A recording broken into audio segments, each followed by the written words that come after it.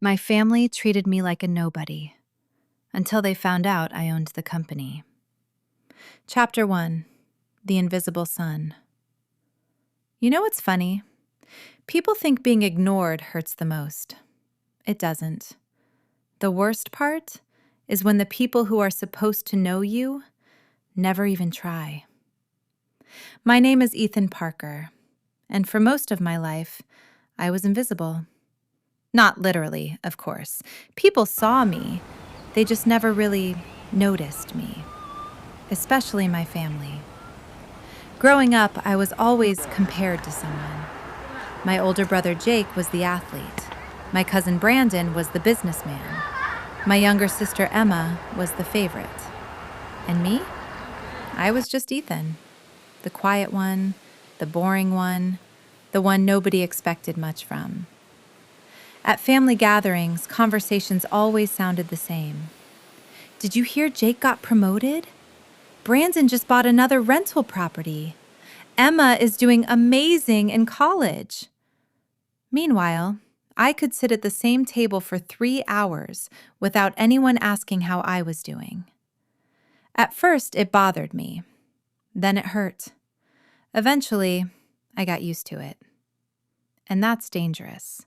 Because when people spend years treating you like you don't matter, you start believing it yourself. The worst example happened when I was 22. I had just graduated college with a degree in computer science. I was proud of myself. Not because I graduated, because I paid for most of it myself. Scholarships, part-time jobs, late-night shifts.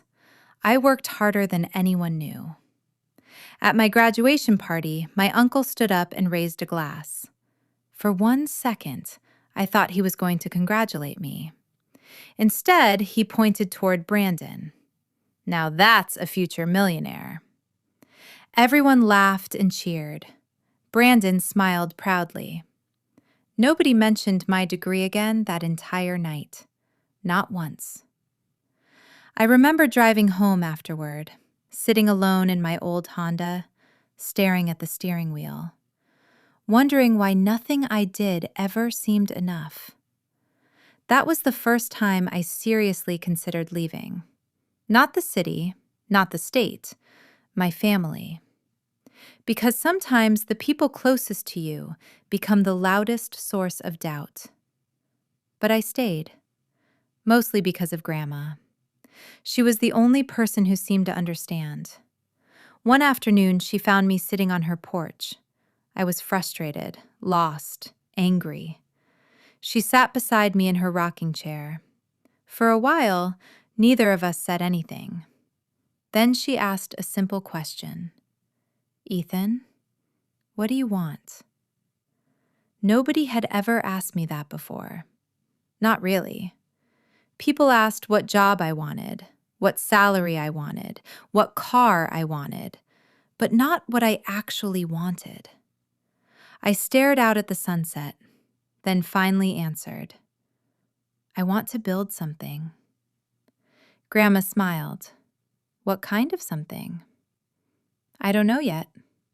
She nodded. Good. I looked at her. Good? People who know exactly where they're going usually stop looking. I laughed. She continued rocking slowly. You don't need everybody's approval. Easy for her to say. She wasn't the family disappointment, or at least that's what I thought. Then she told me something I'd never forget. When I was your age, nobody believed in me either. That surprised me. Grandma had always seemed strong, confident, unshakable. She smiled softly. Most successful people start out underestimated. I never forgot that, because years later, those words would change everything. Chapter 2: The Dream Nobody Believed in. 3 years after graduation, I quit my job.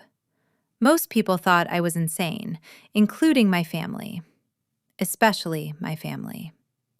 At the time, I worked for a software company in Austin. The pay was decent, benefits were good, life was comfortable. But comfort can become a prison.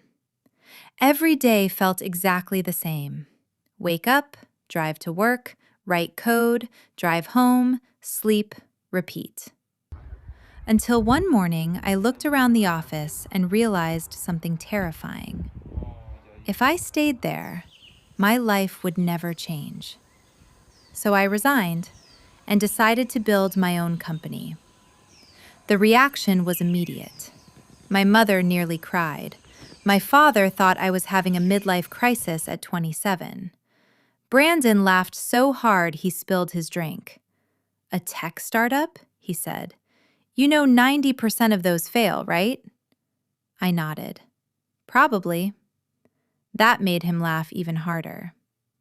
My family treated my dream like a hobby, something cute, something temporary, something I would eventually grow out of. Nobody asked about my business plan. Nobody asked what I was building. Nobody cared. And honestly, that turned out to be a gift, because expectations can become pressure, and pressure destroys a lot of good ideas. So I worked quietly, every day, every night, every weekend. While everyone else posted vacation photos, I wrote code. While everyone else attended parties, I worked. While everyone else slept, I kept building. Month after month, year after year. Sometimes I wondered if Brandon was right. Maybe I was wasting my life. Maybe I was chasing a fantasy. Maybe everyone else saw something I couldn't. Then one night, everything changed. I was sitting alone in my tiny apartment. The clock showed 2:17 a.m.